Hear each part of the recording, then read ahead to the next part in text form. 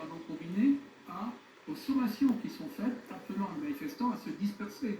Donc il y a un cadre légal. Donc je crois qu'il faut quand même poser les choses.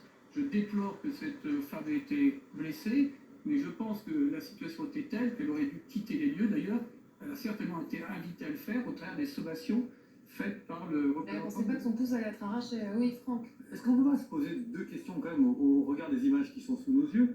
Il y a un tracé pour la manifestation parisienne qui a été décidé en accord avec la préfecture de police de Paris. On voit que le cortège s'arrête sur la place de l'Opéra, qui est une place assez étroite. Est-ce que notre tracé un peu plus sécurisé n'aurait pas pu être imaginé? Puis la deuxième chose, c'est que ceux qui se sont promenés dans Paris aujourd'hui ont vu qu'un certain nombre de camions de voirie avaient repris de l'activité et enlevé des poubelles. Est-ce qu'on n'aurait pas pu imaginer que sur le tracé de cette manifestation-là, les poubelles soient prioritairement évacuées de manière à pas... C'est un mystère, cette histoire de poubelles, parce qu'il y a eu des réquisitions à Bruno-Joly, je ne sais pas si vous en savez plus, mais et pourtant, il y a quand même plus de 9000 tonnes de déchets qui jonchent encore les rues de la capitale. Oui, il semble que les éboueurs réquisitionnés, en fait, fassent un peu de zèle, prennent leur temps, et en tous les cas, ne mettent pas beaucoup d'enthousiasme à ramasser les poubelles. C'est des réquisitions qui, de toute façon, restent limitées en nombre, et donc permettent pas de ramasser en quelques jours, là, depuis les réquisitions, de ramasser les 9000 Sur la globalité, 9000 tonnes d'ordures qui s'amoncellent depuis maintenant bien évidemment, une Bruno, semaine. mais pour ceux qui se sont promenés dans Paris aujourd'hui ou qui ont évolué dans Paris, ce qui était mon cas, il y avait certaines artères parisiennes, généralement principales, en fait. Voilà, Il y a les principales. Les petites rues restent entravées par les... extrêmement dégagées. On va prendre la direction de Bordeaux, puisque un incendie a éclaté à l'entrée de l'hôtel de ville. Est-ce que vous pouvez nous faire un point de situation, vous qui êtes sur place, Vincent Hénin?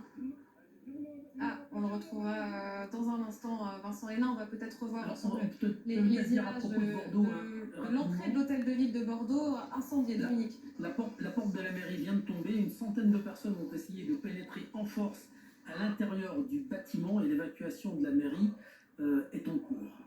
L'évacuation de la mairie est en cours. De la mairie, oui. Sur des comportements émeutiers. Oui, bien sûr. Quasi insurrectionnels. Et on ne sait pas de quel groupe de manifestants il s'agit. Il y avait un nombre important de casseurs aujourd'hui à Bordeaux ou pas? Vous qui avez suivi la manifestation ou les différentes manifestations aujourd'hui en France?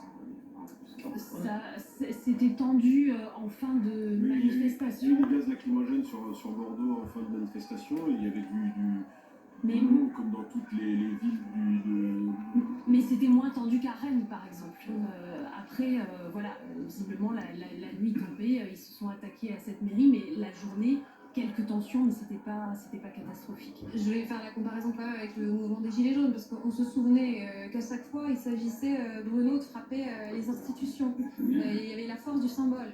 Là, le symbole aujourd'hui, c'est une mairie en feu, une mairie, Dominique Rizet nous dit, en train d'être évacuée. Oui. Alors où nous parlons ce soir? Globalement, ce sont les bâtiments publics, commissariats, tribunaux, hôtel de ville de Bordeaux en l'occurrence. Il faut se souvenir aussi qu'au moment des Gilets jaunes, Bordeaux était un point de fixation assez important, avec des fins de manifestation extrêmement tendues à Bordeaux. Ça a été une surprise par rapport à l'Oudil, par rapport au calme, la réputation de calme qu'avait cette ville, mais c'était une ville où il y avait beaucoup de manifestations qui pratiquement tous les samedis, ça tournait vinaigre. Et là, depuis le début des mobilisations contre les retraites, Bordeaux est une ville où il y a beaucoup de manifestants et où il y a des tensions. C'est vrai qu'il y avait aujourd'hui des gaz lacrymogènes. Je ne sais pas s'il y avait aujourd'hui des lances à eau ou pas, mais Oui, là, on passe à un degré, si vous voulez. on passe à un degré. Des incendies comme ça sur des bâtiments publics, je vais vous dire, moi, ça me rappelle le Parlement de Bretagne à Rennes il y a déjà des décennies. Là, on est sur, si l'incendie se propage, là, c'est quand même assez spectaculaire. Donc, c'est pour ça que l'on vous posait la question. Il faut bien comprendre la complexité du rôle de la mission des forces de maintien de l'ordre aujourd'hui. Bien entendu, d'agir selon une très grande gradation, une grande proportionnalité dans la réponse, notamment à l'usage de la force, mais face à des manifestants. D'ailleurs, on ne peut plus utiliser le terme manifestant. Là, on a affaire à des casseurs, des émeutiers, c'est quasi insurrectionnel. Alors derrière... Non, mais là, ce soir, il y a un point de bascule. Oui.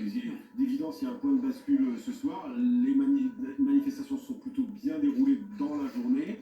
Et à Paris, à partir de 17h, ça commençait déjà. Et là,